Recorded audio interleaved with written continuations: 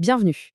Alors, créer un organisme à but non lucratif, ce qu'on appelle un OBNL, ça part souvent, même presque toujours, d'une passion, d'une cause qui nous prend aux tripes. Mais la question c'est comment on fait pour que cette super idée ne reste pas juste une idée?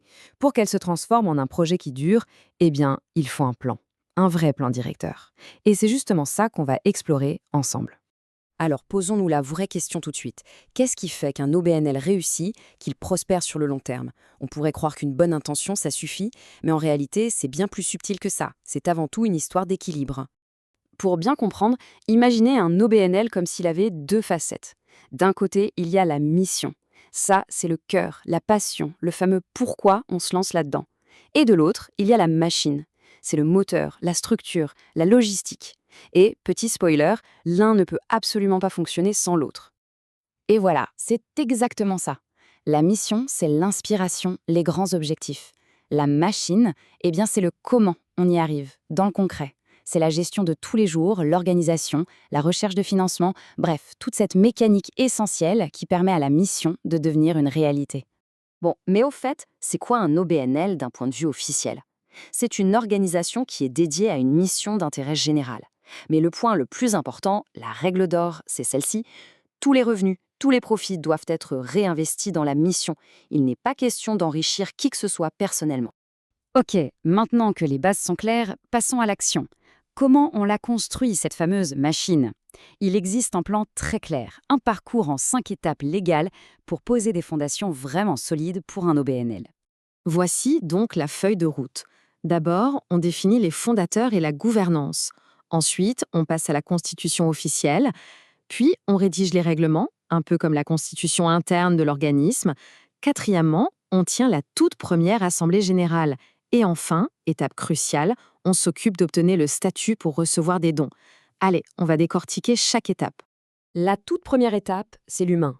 C'est la base de tout. Il faut savoir qui sont les fondateurs, comment le conseil d'administration va fonctionner, et surtout avoir une mission qui soit hyper claire, précise. Des rôles qui sont flous au départ, c'est presque une garantie que ça va coincer plus tard. Et un petit détail, mais qui a son importance, au Québec, en général, il faut un minimum de 3 administrateurs pour pouvoir former un OBNL. C'est le trio de base pour que l'aventure puisse démarrer.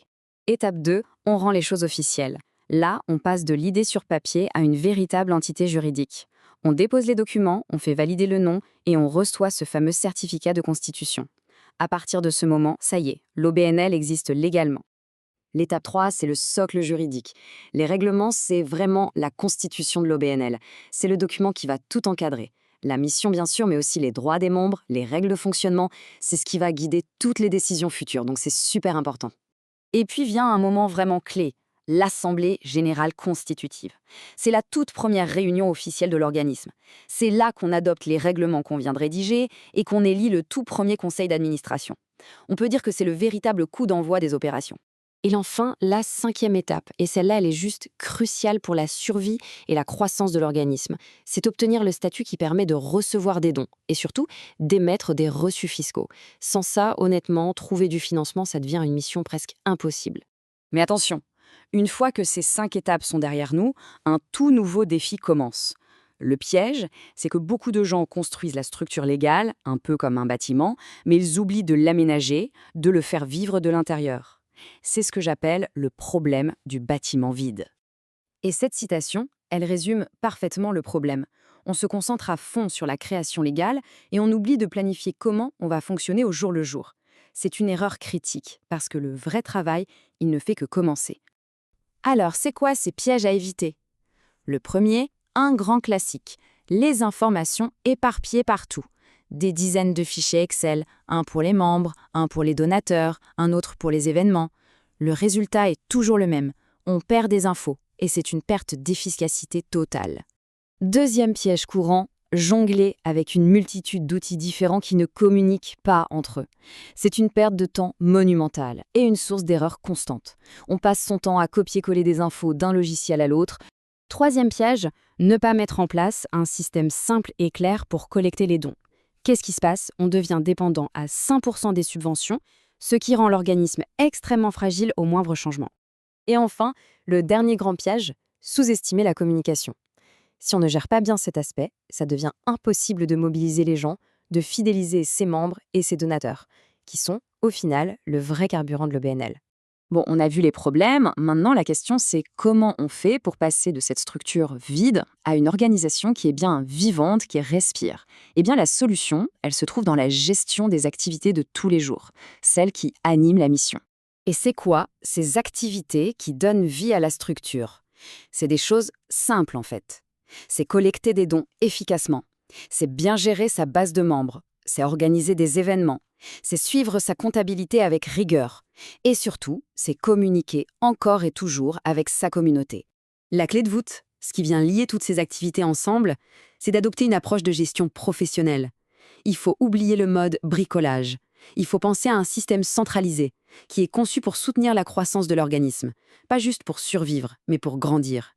Ce tableau, il montre la différence de manière flagrante. D'un côté, la gestion artisanale, avec ses listes éparpillées et son suivi manuel. De l'autre, la gestion professionnelle, avec une base de données unique, de la collecte en ligne, une communication ciblée.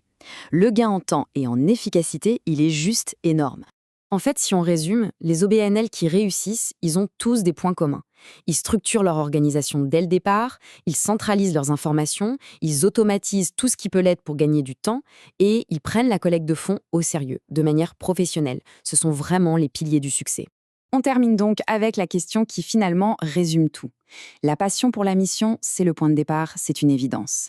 Mais est-ce que le plan pour construire la machine, lui, est aussi solide que cette passion ? Parce que c'est sur cet équilibre parfait que repose tout l'avenir du projet.